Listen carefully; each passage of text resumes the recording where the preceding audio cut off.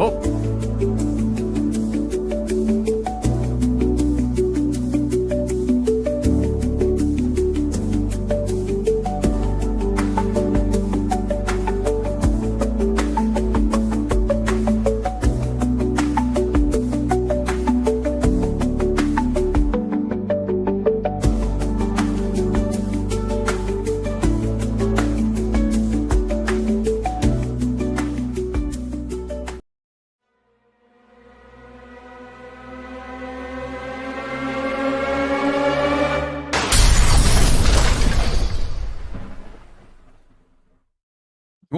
Welcome to the Daily HiFi podcast.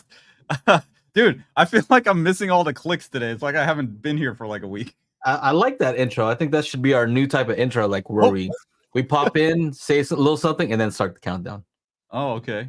Hey, why not? I gotta put our show display names. There we go. I'm like, where did those go?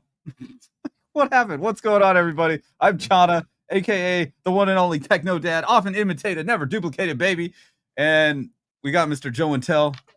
Yeah. What's up, Brentwood? Is that what's up? Isn't that a city? Yeah, Brentwood. Yeah, that's where I think OJ used to live. Isn't that where he fled to in his Bronco? I don't know if he fled there. I think he was just living there, right? Well, remember there was that chase that for a while. I think he was going to Brentwood. What's up, Michael Squires, K-Man, Clinton, Leon,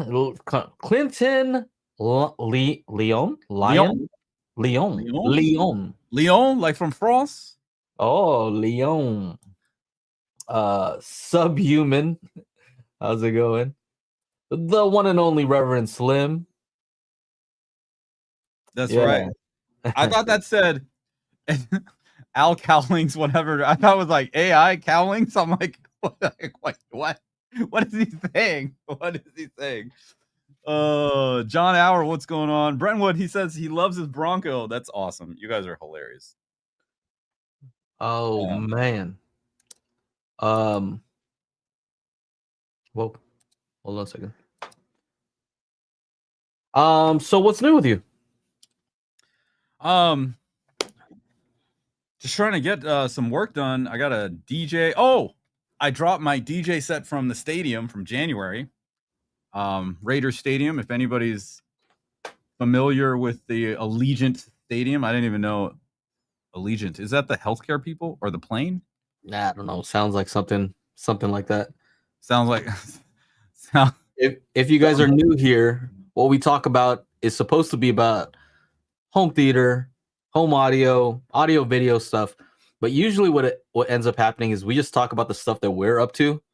So if you're not cool with that, yeah, that's kind of what happens. And then we answer questions in the chat for people who actually have questions related to home theater, home audio. We try to keep it related. But, we've been doing this. This is our 230th podcast.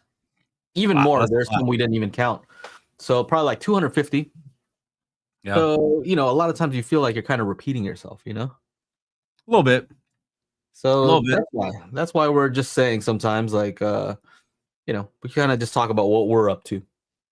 Yeah. So I finally dropped this and I was totally sitting on it because the night that this happened, all those fires started. Oh yeah. In Southern California. And so I'm like, I felt like such a dick to like post about how much fun I'm having when like it didn't look good. Yeah. Right? So I haven't posted it. I still have like videos I need to post from CES that I haven't because it was mostly like Instagram shorts or reels or whatever. But anyway, I dropped this. I know because I keep getting emails from certain folks that used to love the DJ stuff on Saturdays. Oh yeah, that was cool.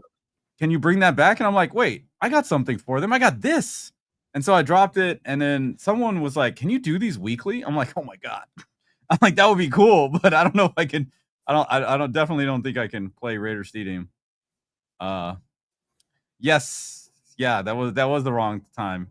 I mean, I went on before Little John. I think he did rap and sing Drop It Like It's Hot. I don't, but there was no roof on fire situation. This was in Las Vegas, so yeah, so that's up on my channel if you guys care for that kind of stuff. Well, what did you think about that comment? Like something about real DJs, and then they said DJ Clue. Like, what does that even mean? I'm like, dude, do I need to go back to high school? I'm like, it's time to move forward there, buddy. Yeah, DJ Clue, DJ Jazzy Jeff. I don't know, because what is he saying? There's also the other thing. I used to DJ hip hop back in the 90s, back in the mid 90s. That's when I learned to DJ on vinyl. That's why I have a turntable needle here, right? And my cousin had a DJ company. He was 2 years younger than me, and him and his older brothers would DJ around the area and dances and all this stuff. You should see, dude. They made 2 trips. They had a Suburban. They made 2 trips. One for all the equipment, and the second one for the bass box. Yeah. This thing was a band pass, dual 18. It was huge. It was the entire back of the Suburban with all the seats down, right? Like, imagine that. Like, and then we just and they'd have to put it like on a furniture mover with wheels, right? So like the 4 of us were like getting this thing out of the Suburban, and then we would move it into some corner and just plug it in, and it was just. But we wanted it away from the DJ area because the needles would like jump. Yeah, like it was that much like shit. Dude, it was so much fun. Anyway, the guy said, I don't really know what you're doing. So I'm like, half of me is just like, well, there's a different way to DJ hip hop, and there's a different way to DJ like house music where you don't want to mix in like 8 bars. Like, I want to make sure you don't know where one song ends and the other one begins. Like, that's the whole point. And the whole point of like DJing hip hop is whether you're cutting and scratching or you're doing mashups where it's like, a different vocal over an older whatever instrumental. Yeah, that's what it needs to be obvious. But with this kind of music, it's different. So I was thinking about commenting back, but I'm like, I don't know if I really want to. Yeah, you're good. I don't know. I just thought I was just kind of laughing at that. Okay. Yeah, DJ Clue. Like, when I of course DJ Jazzy Jeff. And now I will say this. One of the quotes I have about DJing is from DJ Jazzy Jeff. And because people always say, what is the DJ's job? And a lot of people say it's play the right song at the right time. His twist on that is the DJ's job is to play the most unexpected record at the right time. So there's that. Anyway, I'm feeling like I want to do some more DJing on the channel. That's what I've been doing. So right. I've been up to more car audio stuff. That's right. So look, I'll share this. So my mom left this with me. This CT200. Oh yeah. Right? This Lexus, like, it's a little hybrid, whatever, you know. Yeah. It's a cool little car, right? Like, the interior is pretty nice. Yeah, my girl drives this thing. Oh, so I've been driving it. We went to Long Beach. So it's a cool, like, comfortable little car. It's not. Yeah, it's whatever. But anyway, my mom has a tendency to just go and like, she kind of busts a chana, like she sees something and she's like, oh, look at that new Lexus, and she ends up buying a new UX 300, whatever the new version of it is, right? Wait, time out. You got 2 cars? No. What do you mean? Who got the car? Your mom got the car. She decided to just buy a new, kind of decided to get a new car, right? Okay. And then she's like, oh, I don't want to have to move this other one, because when you have the garage situation, you have 2 cars and then you have a third car. Whenever one has to leave, you have to move one. You know what I mean? You have to move. You got to juggle them. Life is good when you've got to juggle vehicles, right? Yeah. Yeah. Anyway, she left this with me, and I'm like, all right, well, if you're leaving it with me, and I'm gonna take care of it. Yeah. What do they say? Idle hands are the devil's playpen. Oh man! And I told the guys in the after show group, I'm like, yeah, I'm not gonna do too much, I'm not gonna try to mess with it, right? But then I'm listening to the stereo, I'm like, this could be better, it could be a little better. So I just go on a tablet. Are you gonna make it go from Bose to Jose? Yeah, from Bose to Jose. So So anyway, yeah, I'm like, I just threw on a tablet, right? Because that's an easy way to you can kind of get Android Auto on there. There are ways to kind of make it standalone. Yeah, yeah, it's kind of crazy. Normally, you have to have like an Android Auto head unit. Is this a brand new? No, it's not brand new. This is it's an older one, but it has Bluetooth, right? Okay. So I figured a tablet has Bluetooth, right? So anybody who wants to upgrade their old system, if your system has Bluetooth, maybe consider getting like an inexpensive like Android tablet, because as long as you can get Bluetooth to it, what's the big difference between a tablet and like, you know, like a head unit, really, right? I bet the tablet's got more processing power. Oh, dude, it's way faster than most you know, head units. Yeah, might as well just use the tablet. And so you can make Android run as standalone. You're gonna need something called Head Unit Reloaded, something like that. It's like an app that kind of tricks it into thinking connecting via. Anyway, you can run Android Auto directly on this thing. And there's another app that's called what's it called? Power Amp. And basically it's a paid app. It's like $5 or something like that. But it lets you run global parametric EQ. Right? And you can set it for left and right channel. So I'm like, well, at least I can do Magic Beans. I can run, you know, parametric EQ on this thing. So anything that's running through this Android tablet is going via Bluetooth, but then I can EQ all the speakers too. Or at least the front, left, and right. I ended up connecting the center channel because the way they mixed it was like so basic and garbage. But so that made it sound better. All right. It has a 10 speaker system by default. But then I'm like, the bass is kind of weak in this, right? So anyway, I look at I'm not supposed to do anything. Right? I wasn't planning on going crazy. What'd you find? Show us. What'd you find? Show us. Stop fucking priming the pump, dude. Give it to us, bro. No, I don't have to show. But basically, I saw that. I want to see it. I didn't buy anything crazy yet. I want to see, or you show it, or I'll show the pictures. Okay. Let's see here.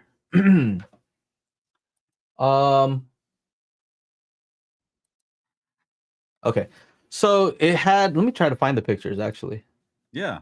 So it had this subwoofer. Let me try to okay, look at this subwoofer here. This is supposed to be a subwoofer. So this is what it had in the trunk. In their 10 speaker premium system. Had this thing, which is actually a lot of space, internal volume. But the problem is like this, that's like a 5.75 inch woofer. Like, so I'm gonna replace this with an 8 at least, because that can fit in there nicely. Okay. Yeah. So are you trying to you're just trying to replace that? That's it. Well, I gotta cut that thing. You're not gonna try and put like 15s in there. No, because it got all her trunk space already. Right? And then so I'm like, oh, what if I just fit it with this thing? Right? I saw the CT Sounds, and it's pretty cheap. $100. Look at this. Right? A CT Sounds Tropo 8. So I figured this will be good. Dual voice coil, dual 4 ohm. And so I'll just make that fit into that other enclosure. Right? Mm-hmm. Because I already have a bunch of amps. I already have a bunch of amplifiers. I have DSP also in the Dayton Audio DSP 408. It's 4 in, 8 channels out. But it doesn't have all pass filters, so I'm like, kind of got spoiled with the JL Audio one. It gives you all kinds of ability to use all pass filters. So then I started talking to these folks. Check it. I never heard of this company before. Anybody who's in the car audio will be like, yeah, Arc Audio. But yeah, this company was recommended to me, Arc Audio. And this is their, what is this? I think it's 8 channels, right? For $549.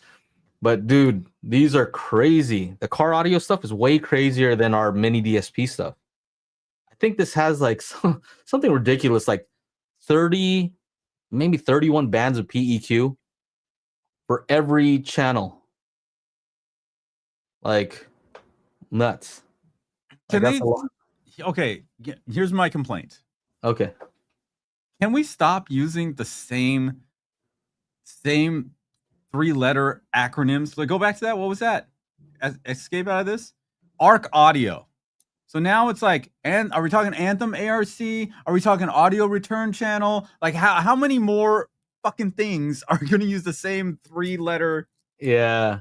You know, like it's just you got to be like, oh, you have to specify. No, this is car audio. You know, yeah, I don't know how. There's home theater. Yeah. But yeah. So I agree. Get this thing? I don't know how long this company's been around though. Maybe they were there before HDMI ARC. Maybe. So anyway, these things are crazy. Like the amount of DSP processing power, you could assign every one of them to all pass filters if you wanted to, right? Yeah, like 30 bands of all pass, which of course no one would recommend, but it's just kind of crazy to see that. And I was talking to one of the representatives there. I guess he's pretty well known in car audio, Brian Mitchell, and I was like, man, that's a lot of PEQs to enter, right? You know how it is, Shauna. And he's like, oh, yeah, you can do REW import into this thing, too. I'm like, oh, that's pretty cool. That would save a ton of time, you know, when you have like target curves and correction that you want to do on each speaker and you want to use 20 bands of PEQ. If I can just export all the bands from Magic Beans as a text file and then hit import, that saves me a ton of time and there's just less room for error. So anyway, I thought that was interesting. I have another car audio competition coming up this weekend. Ooh. So we'll see what happens. Basically, I just disabled my center channel because I guess they don't like that. Yeah. Hey, at least you went in there with some confidence, though. That takes some gusto. Hey, I'm still confident. You know what I mean? I know DSP. I know how to tune. I just don't know car audio competition. Like that's a different thing, right? And what their expectations are. Yeah, what they want. Yeah, exactly. So now I have a little bit of a better idea. Who knows how I'll do, but hey, it's kind of fun. Why not? Yeah, man. But yeah, if anybody can make it, I think let's see, where's this event? It's if you look up Lex Service, it's called the Summer SQ Bash. If you look on Facebook for West Coast Audiophiles, is the Facebook group. We'll have it there. So if you're in like Southern California area, it'll be when? June 8th in Harbor City. So if anybody wants to come out, say what's up, I'll be there. Yeah, and you can check out my system. What else? What else is new? What else are you up to? Do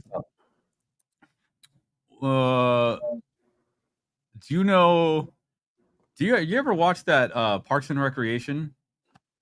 I've heard lots of good things, but I haven't watched it.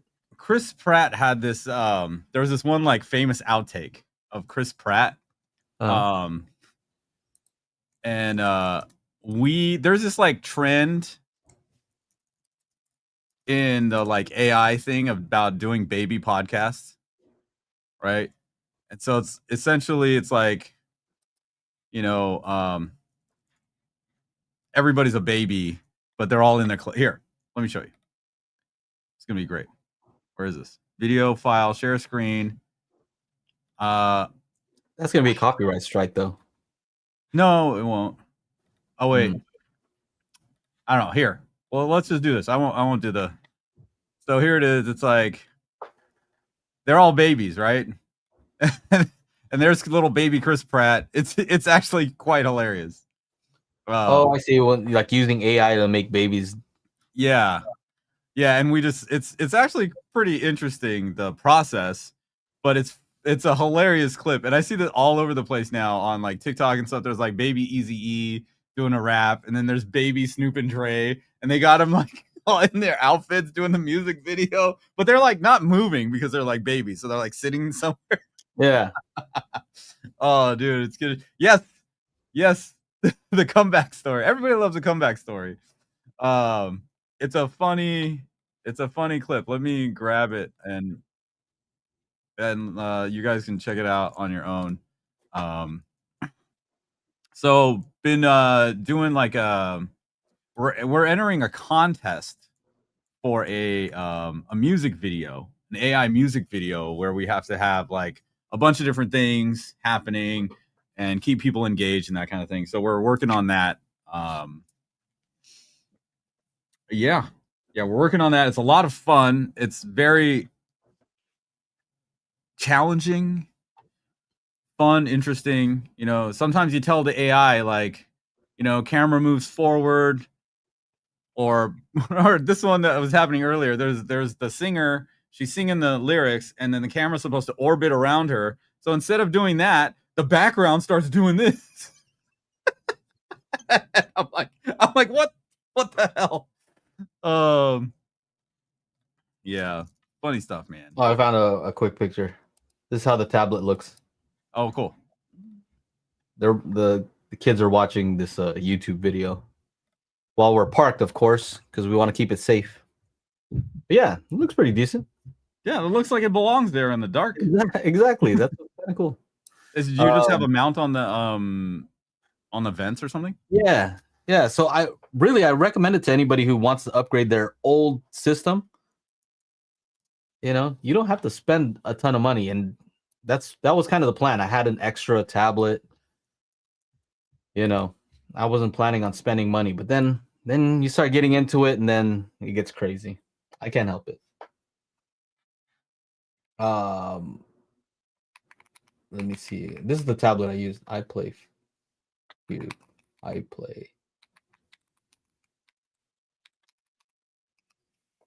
50 Pro.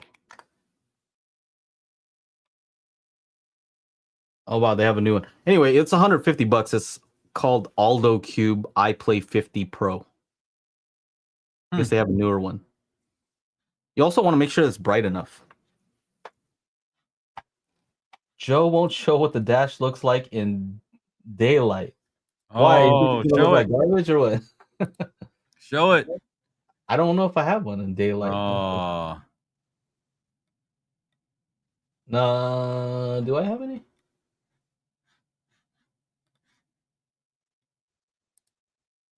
No.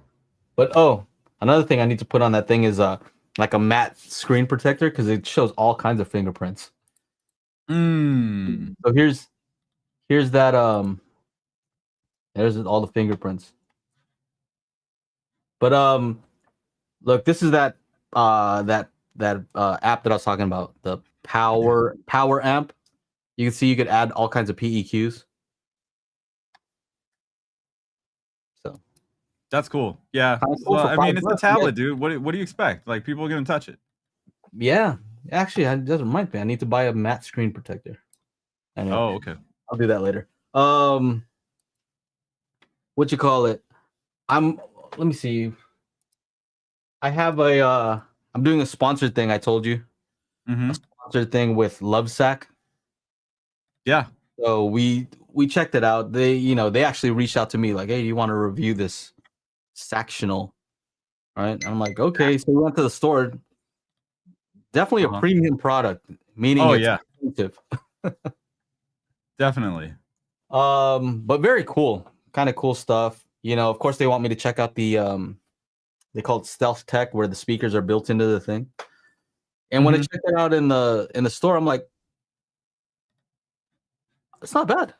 You know, it's tuned by Harman, so those guys kind of know what they're doing. But I checked it out at the store here in Pasadena. Yeah, it's pretty damn good, man. Yeah, I thought it was cool. I thought it was a cool idea. And yeah, it's a sponsored video, so you know what it is. But yeah, so I built one that's supposed to come tomorrow, so I had to take all my couch and I moved it downstairs to the garage. But you know what's in the garage? My theater chairs, right? So anyway, I moved the theater chairs kind of out of the way, kind of stacked them up because you can do that. Take off the back, stack them.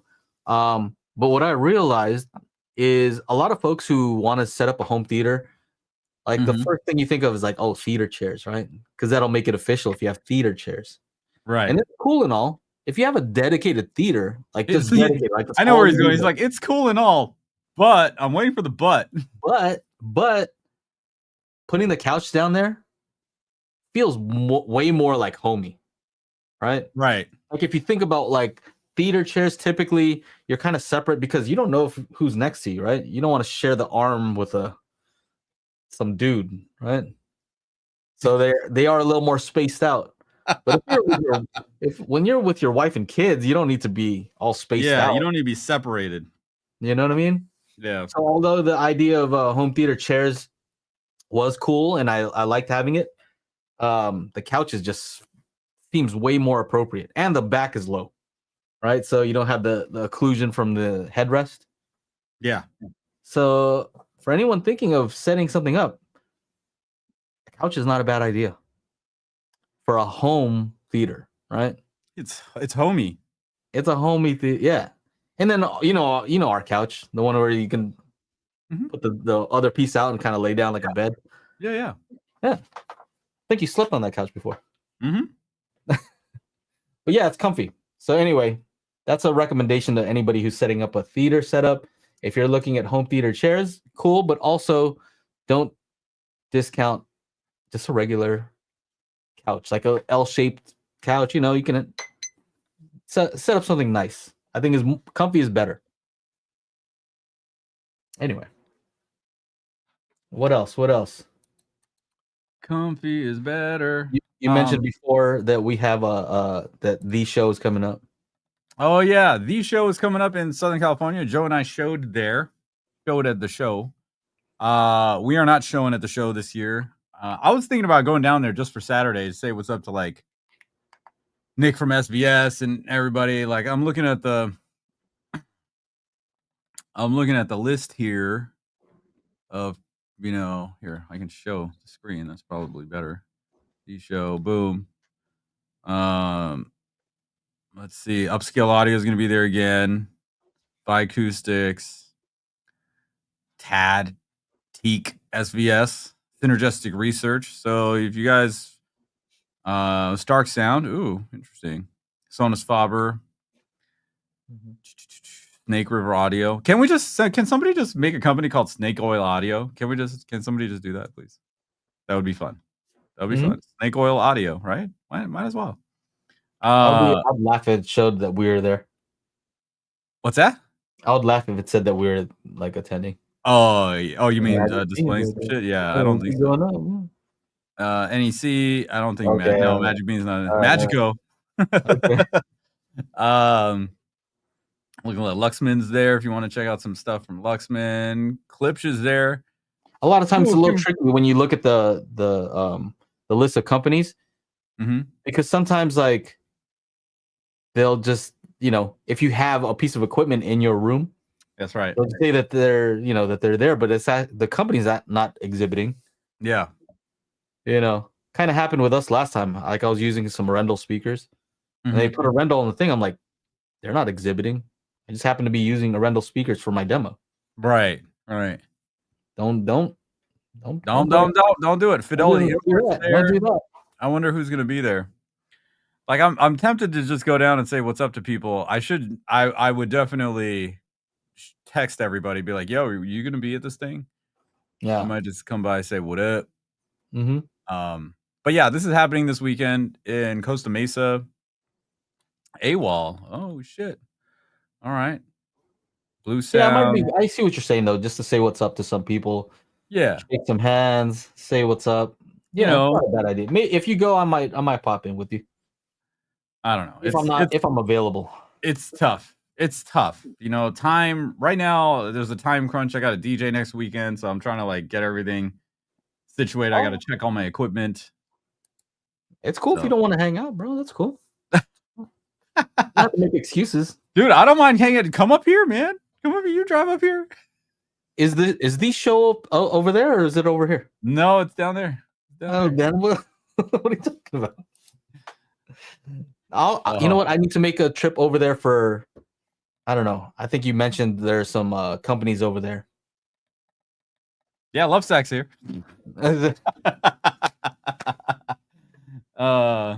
Speaking of shows, we have something coming up, don't we? Something a little bit more home theatery. What is What that? home theater is that? There's a small one in Colorado, I think. Yeah. September 4th to is this the date? September 4th through 6th? Yeah. 3rd through 6th. Cedia. That's a big Ever event. heard of it? Suckers. It's a big event, isn't it? Yeah. Look at all these people. Who's gonna be there? We're gonna be there. Oh, you mean exhibiting or just Yeah, we're one of these 350. Yeah, so we'll be over there. Look at this. 28 miles of exhibit space. Oh, that doesn't sound fun. No. Wear some comfy shoes. Like Crocs. Look, there's a lot of cables. Look, they make fake houses. Dang. Yeah. Yeah, so that's like a more home theater oriented. That's right. Denver, Colorado. It is a closed show. Not every, so you can't just go in, which is kind of lame. But these things happen. If you can find a way. Where there's a will, somebody there's a way how. Yeah. Help them out with some stuff. You can find a way to go. But yeah, we'll be over there. So that should be fun. Showing magic beans, showing our spatial toolkit, because every installer should have those two tools. Mm-hmm. Yes, right. Yeah, for sure. Right, they should. We also have some questions too. Yep, I started a couple questions. Where are our questions? Right here. My main speakers are ported. Can I use sealed subs? I don't see why not. Speakers are ported. Can I use sealed subs? Yeah. Yes. That was that took forever, Joe. I'm sorry, I was stretching my neck at the same time. Yeah, you can. So the reason why people don't say, they say not to mix ported and sealed subs is because at the port tuning frequency, there's a phase inversion, right? And if you mix it with a sealed sub that has the same frequency range, you'll see they start to, everything's phase aligned. And then all of a sudden when the port takes over, now they're out of phase. Right? And that's something that you have to fix. Depending on your room correction, it might be able to resolve something like that. But also it becomes less of an issue if you cross over before the port takes over. Right? So let's say if the port is tuned at 40 hertz for a tower, right? Mm-hmm. You're crossing over at 80, that phase inversion not going to make a huge difference. Right?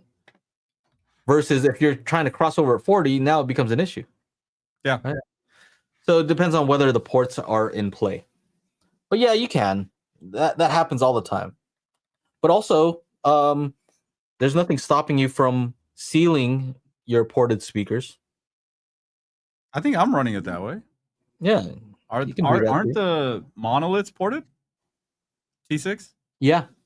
And I'm running sealed subs, 2 sealed subs. Yeah. 2 sealed 10s. But you're also not running those towers down to like 30 hertz, right? No. They're crossed over, I think, at like 40 or 60. I'm on the Marantz, so I think it's like 60. Okay. So as long as you're out of that range. But yeah, maybe experiment. What you can do as a quick experiment is if you seal the port, do you notice a difference when you're using your subs? Right? So it's crossed over. If you plug in the port and you're like, oh man, if the bass increases when you plug the port, then that means that you're reducing the cancellation, right? Mm-hmm. But if you plug the port and the bass reduces, then that's kind of what you expect a little bit, right? You're getting less bass extension. So that's kind of a quick and dirty experiment that you can do. Hopefully quick that helps. Dirty, he said, ladies and gentlemen. Quick and dirty. Eminence. Which receiver will be a good choice for ELAC DF63 if I want 5.1 now and 7.1.4 later? Sounds like a Chana question there. Which one? What? What did you say? You right there. Oh, I pulled these up. Okay. I pulled these up on screen. I already had the speakers on screen, Joe. That's how. Sorry. Oh, of course. ELAC debut 3.0. Yeah, those are some cool little speakers. I've heard of them. Yeah. They're real nice.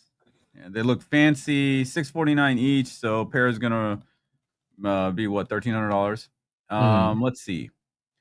What does it say here? 6 ohms. Okay. What was the question? Which receiver? He wants 5.1 now and 7.1.4 later. And you're trying. Okay, so if you are just going to bottom barrel just to get a 5.1, or is he trying to get 11 channels? He wants to probably not have to change his AVR later. Okay. You have a few options. It's a 6 ohm. I would say go with either a Denon or Marantz. I'd say go with the Denon. Which one is it? What will the 3800H do? 3800 with an external amp will do 11 channels. If you want to go with here, let me get it up on screen. What else does it say? 30 to 180 watts. Yeah. All right. 37 dB sensitivity. How about 37? What? No. 87. 87. You fucking I'm like 37. You heard that right away. Like that doesn't make sense at all, dude. Okay, so I was gonna say 3800H, 4800H. I think those are the two that I would be looking at. Yeah. So what's the difference? 1699. You will need to get an amplifier later, so you can get like a 3-channel amplifier to power the front stage, or I am running 3 mono blocks right now for the front stage. They were 200 each, I think. Where is my video? Let me go to my video, and here it is. Here it is. Where is the? Because I had all right, here we go. Here we go. Share, stop screen, present, share screen, how to go from TV to home. All right, so boom. I got these 3. These are the Outlaw Model 222s. Sorry, 2220. And they are powering the front stage of per listen speakers. So all you really need to go 11 channels are 2 amps, right? I just did the front stage because that's kind of like, what I want to do for front, left, and center, because they're all per listen, and we need a little bit more. We need a little bit more beef. That's the Denon 6700. When you're there's some Kimber cables. Let's just get them in there too. Why not? Those do look nice though. I'm not a cable person, but I'm a little bit jealous, bro. Like I see those, I'm like, man, my cables don't look like that. That's just for the front stage, though. That's just for the front stage. Coming out of the amplifiers, going to the per listen. I'm like, hey, they also didn't cost me anything. I just asked the Kimber cable lady to send me some, so it's not like that's a little different. It's a little different. It is. They look cool. So the 1699 does seem a little steep, I know, but get yourself ready, Eminence. Get yourself ready. Because this hobby gets expensive very quickly, especially you start buying subs. Those are expensive. It's an expensive hobby, but it's something that you can save up for if it's something, you don't have to buy it all at once. At the end of the day, he says that the 4800 is on sale. Where? I see it for $24.99. Honestly, I don't think there's a huge difference. Like if you were to buy the amps with the receiver, you're probably spending less than the 4800. So what is the difference? Just the amount of channels that it's powering. So the processing amount is the same. So if you're processing amount is the same. I think the major thing is the 4800. Get out of here, Capital One. It has 3 trigger outputs. The 3800 doesn't. All right, so it's like little things. I'm sure there are other small things too. Let's see. 3800. All I need to do is look at the back. As soon as I find the picture of the damn back, can I get the back? Yeah, see, it's only 1 trigger output. You're getting, I think, everything else. I just have to look at something. Reverend Slim says 3800H refurb is $1,200 at accessories for less. Accessories? Yeah. That's a crazy deal. $1,200 is a crazy deal for that thing. Yeah, let's see. Outlaw Audio, the model, it's out of stock, but they're 400. So if you tack on another 800, you've got 11 channels. Is it less than the 4800H? I don't know. 1699 plus 800. Yeah, it's exact same price. So if you get 2 of the amps and this 3800, you're going to be spending $24.99, which is the same price as the 4800. And you're guaranteeing, how much is this? 200 watts? 200 watts into 8 ohms, 300 watts into 4 ohms. So split the baby. You're doing like 250 in each tower. All right. That's pretty good. That's pretty good. Remind me again, how many channels of processing does a 3800 and 4800 do? 11. 11. Oh, wow. That matches perfectly with this thing. Oh. Boom. So at Cedia, we're kind of sharing some space with OSD. And so they want us to take a look at this thing. This is new. 11 channel amp. And so it's not cheap, but it in the realm of 11 channel amplifiers or that many channels of amplification, that is affordable. Right? Yeah. And it has a cool blue light, so it's pretty much a Macintosh, right? Yep. But yeah, this is it. This is their new one. Oh, cool. So, Eminence, thank you for the super chat. A big thing here is that he's in Europe, right? Because he put in €2. So he might not be able to find OSD or Outlaw Audio. Don't they have Crutchfield over there? No. Yeah, just find yourself an amp. Like that's the thing. He said sale at so it's $14.50 for the sale at in euros. I think that's got to be for the 3800. Okay. So yeah, that's the option. You know, you can go $500 or $600, maybe $700 on a 5-channel amp. And like I said, you can get this later. You can get the 3800 first. Get all your, you got all your 5.1. What the 4800 is that price? Well, damn, man. Like I guess. What is €14.50 to USD? One thing. Oh, it's the same price. That's the same price as the 3800 here. So that's a great fucking deal.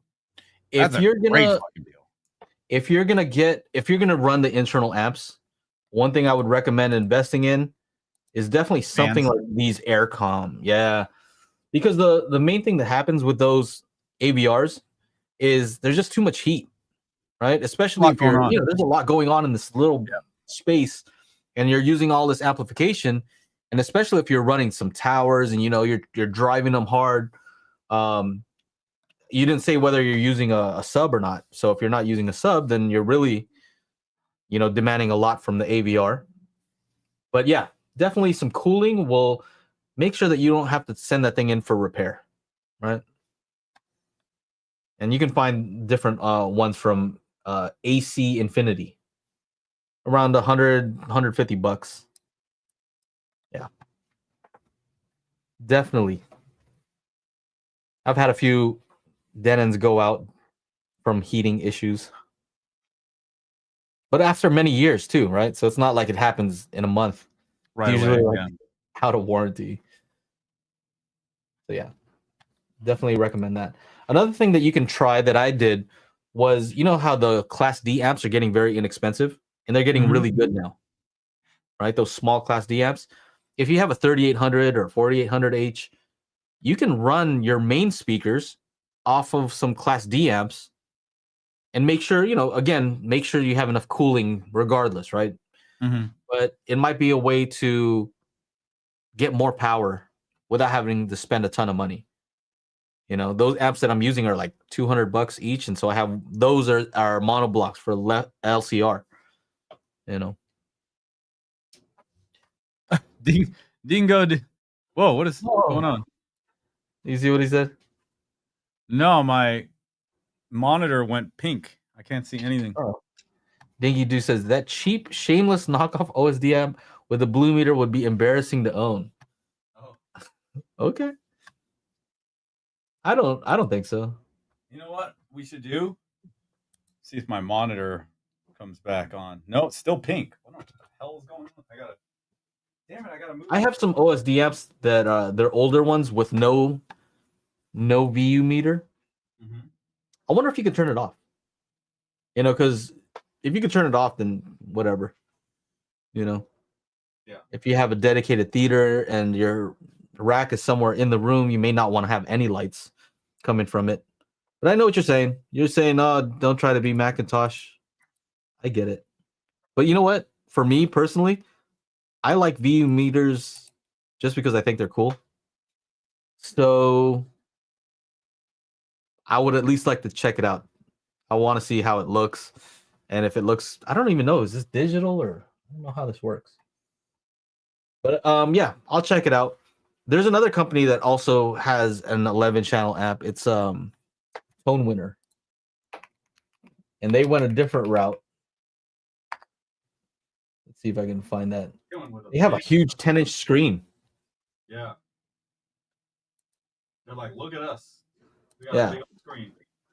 This is a no, this is not it. This is a 7-channel amp. I gotta go Summit HiFi. Summit HiFi. I don't know if this is an HDMI handshake issue or what, but this is annoying the crap out of me now. Try this. And let's try this. I'm gonna have to move my laptop. I'm trying to find this. Hold on, let me just share the screen here. There we go. What was the Tone Winner one? Was it Summit HiFi? Like, what was the? Yeah, Summit HiFi. Because they had one with like, oh yeah, this something like this. 11 channel also, and they went a different route with a huge screen. So I don't know if that's embarrassing to own for you. To me it's not, you know, but to each their own, right? I like it. I like this idea. I like the screen on the front. I have a NAD T778 with a screen on the front, and it also has some VU meters, and I like it. Shauna has a nice one. Which one? Hi-Fi Rose, is that one? Don't you have a Hi-Fi Rose? Yeah, amp. Yeah, and it's screen on the front. It's got two little jobbies on there. Yeah, the RA 180 or something. Mm-hmm. That thing's nice. And he says, I just never would give them money and support a brand that's so shameless and cheesy. Okay. I mean, to me, what's important is, does it supply good power? Right? Mm-hmm. That's all I really care about when it comes to amplifiers. You know, having a VU meter, a screen is just an extra thing. So if it didn't supply good power, then that's cheesy, right? But having a display to me is not a cheesy thing. Cool. He says he would buy. Derek says I would buy one. I own 3 OSD amps. Big Jack said, what he said? As long as it works, I don't care. Yeah. Yep. Raj says it's all about clean power delivery. Agreed. But no, that's why we have fun here, right? We kind of go back and forth and get everybody's opinion. It's totally cool. That's why we all can buy what we want. I gotta switch this up.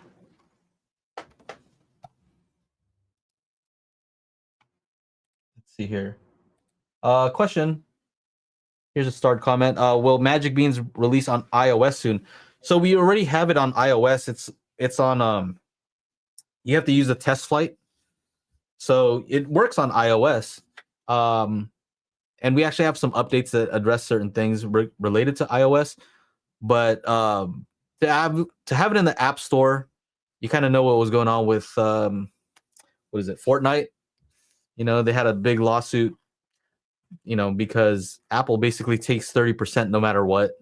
And they kind of had it set so that you were forced to use their in-app payment.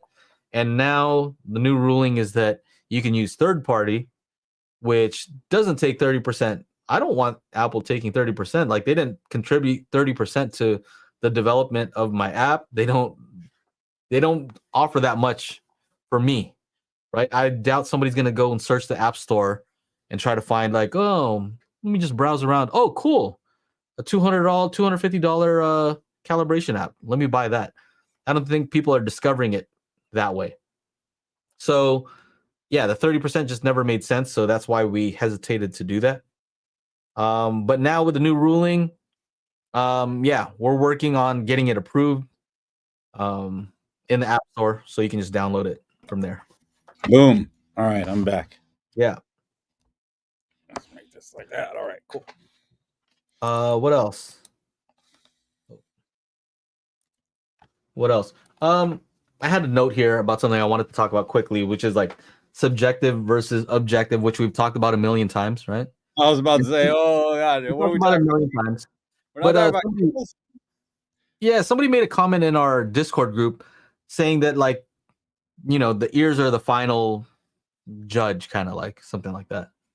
And I kind of agree, because I think what people maybe kind of get wrong about objective data is they forget that you have to interpret the objective data, right? You have to find meaning from the data, right?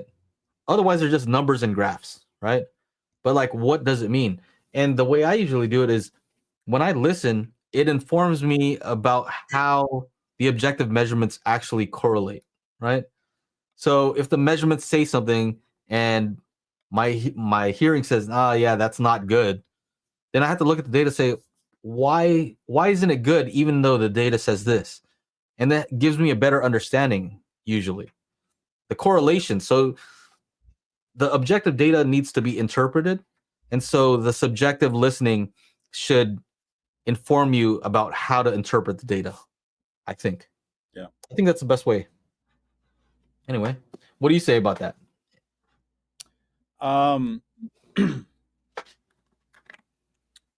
I honestly, for the life of me, couldn't fucking figure that shit out. I knew what I knew what I was looking at when I'm looking at the graphs, but I didn't know like what would that mean as far as listening, you know. And once you start understanding like the slope, I mean, it's gonna be backwards for you guys. Mm-hmm. Like you want this downward, you want a little boost in the bass, and you want it kind of like just downward sloping, but then you don't want some big things. And you know, when you see something in the like a dip or something between the 2,000, 2,500, that's usually where the crossover is. Mm-hmm. You know, that's also that 2,000 hertz tone is god awful, and it's real piercing, and we're all very sensitive to that. So I know I was going to mention this. I was getting the turntable looked at, and they were like, what speakers do you have? And I'm like, and I was telling him, I have these, I have some Perlissons, that I'm going to play on this turntable. And then I have these RBH, but they don't really measure well. There's this big, like, V shape in there. And he's like, that doesn't really matter. And I'm like, yeah, I think it kind of does, and then that's from someone at a hi-fi store. So it's like, I got a bunch of Wilsons and shit. So who knows what the hell they're listening to? Yeah. You don't want to go in there and measure their stuff, right? No, they won't fucking let you do that shit. When you oh, hey, I didn't see you there. What's going on, Wendell? These kinds of things, like if you look at more and more stuff, things just start to correlate.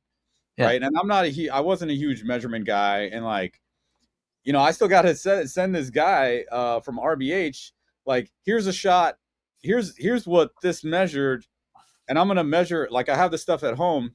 That's what I was gonna do this at home. I'm gonna measure and run magic beans on the Perlissons and be like, this is what the Perlisson measures in the same exact location, right? Like it's not the microphone, like it's not the location. I can swap the RBH speakers to see if maybe it was the one speaker's just messed up. But like, anyway, going back to the whole situation is like, you have to derive something out of the graphs. Like if you are an older person and you're above 60 and you can't hear above 13K, maybe you want something with boosted highs so you can hear them. Maybe. Yeah. It's not going to be the best speaker for everybody else in your house listening to it, but if it's just you, fuck it. Yeah. Right? Get that shit.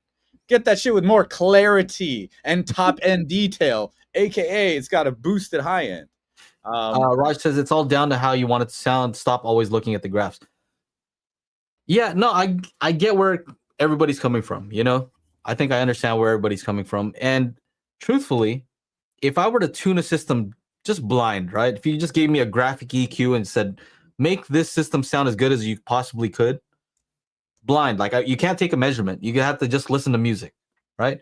I think I can get it to sound pretty good, right? But if you said, I'm only going to give you a microphone and, you know, magic beans and let you do DSP, but you can't listen to it, I think that I could probably get a better result still using that measurement method, right? Or maybe they'd be even, right? They'd be somewhat close. But if you said, all right, I'm going to give you a measurement mic and you can listen both, right? Then I'm going to do better than if I only could just listen by itself, right? Because there are changes that the small changes that you can get via measurements that you might not even think of doing. All right. So why do you think it is that when, you know, back in the day when everybody had graphic EQ, everybody would just make a kind of like a V-shaped thing, right? Start turning up the treble. Oh, that sounds too harsh. Let me just turn up the bass. Boom. That everybody's look like that. Yeah. Right. So garbage. That's happening, right? Why were we doing that? Why were we doing that? You're trying to improve, like, oh, I want a little more clarity, but then you're like, oh, it sounds need a little more bass. You never think for a second like, oh, I need more mid range. You know what I mean? It's kind of just a funny thing, but yes, I know. Measurements definitely help in that regard, right? Measurements can get you more precise corrections, you know, and it'll tell you about certain things. So you're talking about that dip at 2K, and what I found is if there's a dip in the speaker and you have bad directivity, right? If you try to EQ that back up, a lot of times for speakers that have that dip, what ends up happening is you're fixing it directly. Like the sound that's going towards you is nice and flat now, right? It fills in that area. But because the directivity is different, the sound bouncing off to the side now has extra energy. And what you get instead of a dip is a bump in that area, right? And the bump is going to be way more noticeable and worse than if it just had the dip, right? It's kind of like if you don't hear a sound, it's not as offensive. It's not as offensive as if you had a bump and you're hearing extra sound in that region.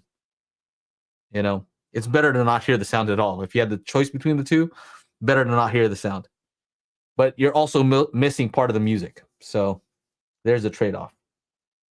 But yeah, I don't think it's just listening, you know? So like I told you guys, I'm entering this car audio competition, second competition. All those guys measure their systems, right?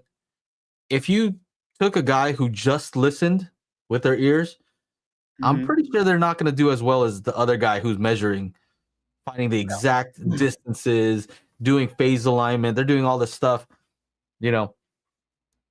Anyway. Thank you, Larry. I translated Joe's hat. It says Dodgers. You're welcome. What do you mean? I don't know if you use a translator or something. How you can point like Google Lens at stuff. What is going on with this? I can't get over to you. There it is. Oh, I EQ a grumpy face.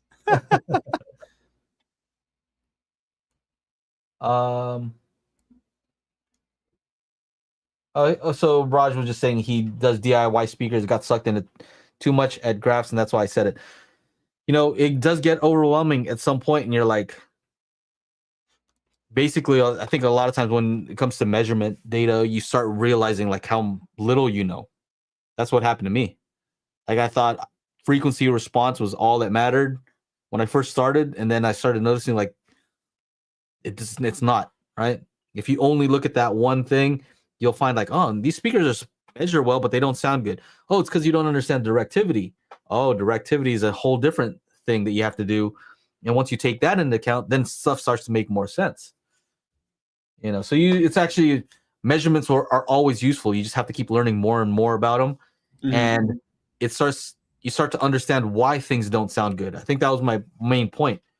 Is if something doesn't correlate with the data, it might just be that you need another piece of data that explains why that didn't work.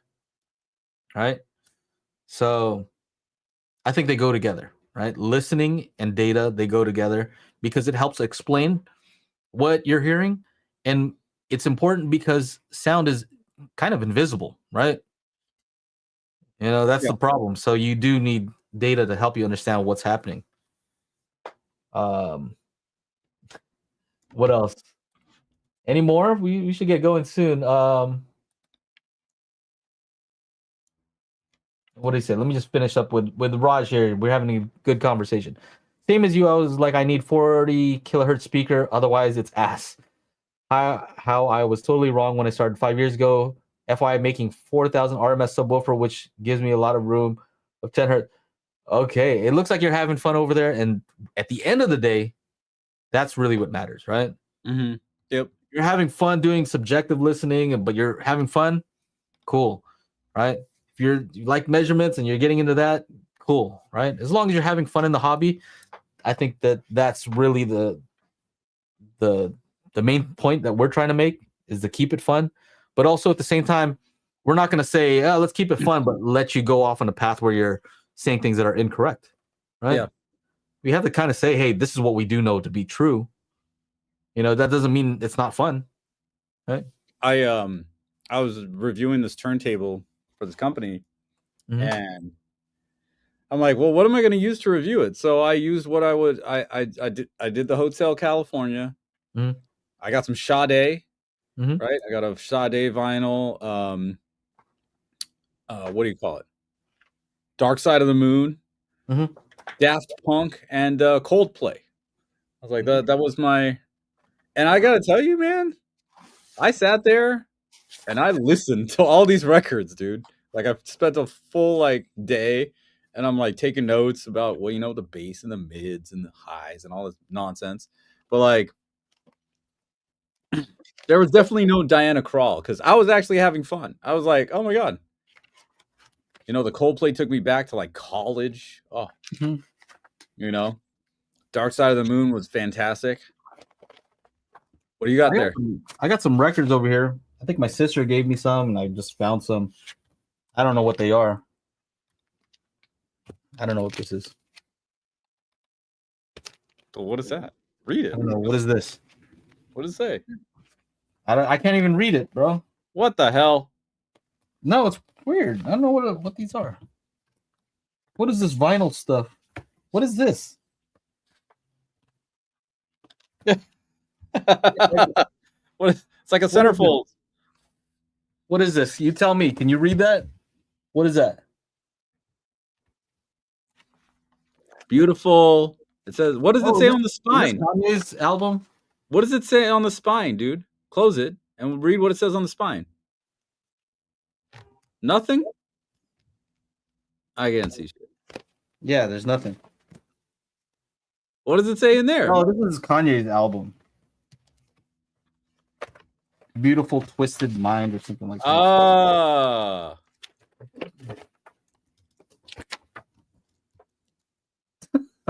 Stupid. This guy's stupid.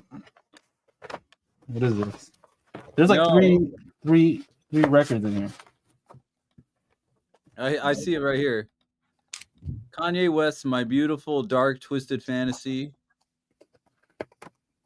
Is that what it looks like? Yeah. There's 3 of them in there. Damn, it's hard to get in. Freaking thing. Whoa. Fred, Diana Krall, Temptation. Don't sleep on it. I already returned that turntable, so it wasn't. You know what though? Just the act of watching and listening is really, really cool. Hall & Oates? Oh my god.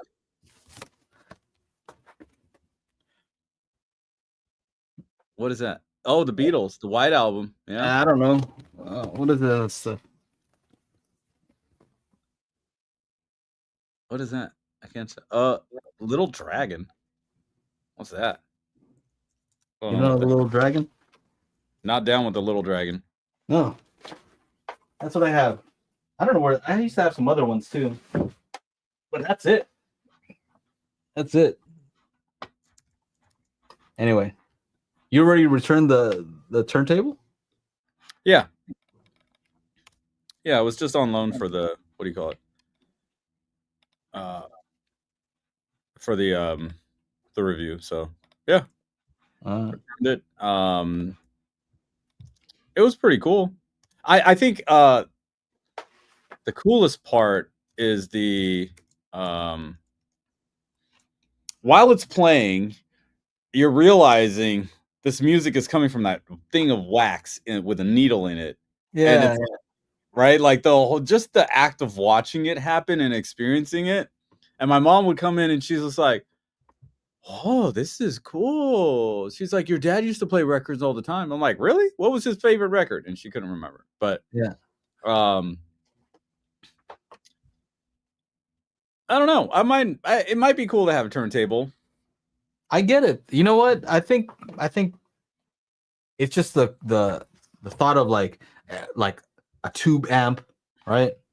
Just looking all old school and analog turntable, you know, and some nice speakers and nothing else, right? Mm-hmm. And just sitting there in the middle, all lonely, you know, the lights all low, feeling all sad.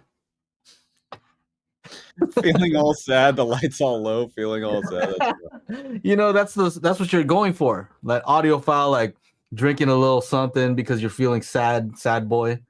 You know, so you just drink a little because you're all alone, sad little boy. Alone. You wish you had your lady with you, but she doesn't care. You wish you had a lady. Yeah, you wish you had a lady. You're sitting there listening to some old music when you used to have your lady. That's what it's for, with your tubes. Anyway, people are like, yeah, that's what I do. Sorry, I'm just joking. All right, let's get out of here, man. I'm gonna get in trouble. Oh, look, Fred. Nope, you turn off the light so you can concentrate on the actual music. So you can get into his feelings. He wants to feel them feelings. He wants to feel the sadness. Feel the sadness real deep. I'm joking, dude. All right, ladies and gentlemen. Yeah. It's been fun. I gotta listen to your stadium gig. Yeah, you should. I recorded the audio from the mixing board, so it's like nice quality audio. Do you know about these digital turntables that use a code track that when output it controls a digital music track? Yeah, beefy. That's it's called control vinyl. They've been using it for years on the DJ scene, right? So you have your laptop hooked up with Serato, and then the control vinyl, you get it on there and you select it. It sends a time code through the turntable. So the turntable hooks up to this little box. That thing goes USB to the computer. And whatever you select on that track, it plays it as if it was on the vinyl. So you can like scratch and like change the tempo and do everything you can. So that's been around for years, dude, decades. A lot of people on the mobile DJ scene use it. Not like yeah, exactly. Yep. It's cool. And they have a new one actually where you don't even, dude, Joe, have you seen this? It's called Phase. You don't even need the turntable needle anymore. You right?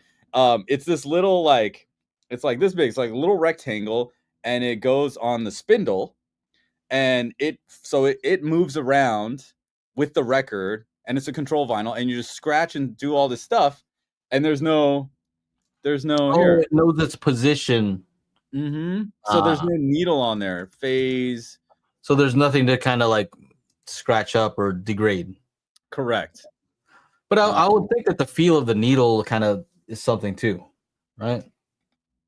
Yeah, here, let's see here.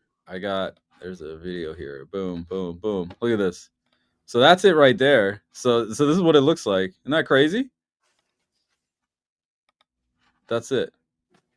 And they do, look at that. Look at that. No needles. And it's all on control vinyl. So, he's telling it's not skipping. Yeah, not skipping. That's Jazzy Jeff right there. So that's cool. So you do it. Oh, look, that's what Wendell has. There you go. Boom. There it is. All right, ladies and gentlemen. Yeah, let's get out of here. Thank you so much for hanging out. We're going to jump into the after show. Go to crew.dailyhifi.com to be part of the after show. Don't forget to follow us on the Instagram. That is instagram.com/spatial group or at spatial group for the updated sales we're going to have on the spatial audio calibration toolkit and magic beans. Yeah, we'll have some on there. So Magic Beans on Instagram, instagram.com/Magic Beans. Put that on Instagram. Yeah, man. People are always like trying to hit us up after the sale's over. They're like, "What's up?" I'm like, "Sale's over." Yeah. You got to follow on Instagram to know when the sales are. Yeah. Or, sometimes in my videos, you just got to watch my videos. That's all. Yeah, That's all. All right. On behalf of myself, Mr. Joe Intel, and Mr. I'm at the beach, Aaron Hardison. We'll see you guys next week. Bye-bye. See you.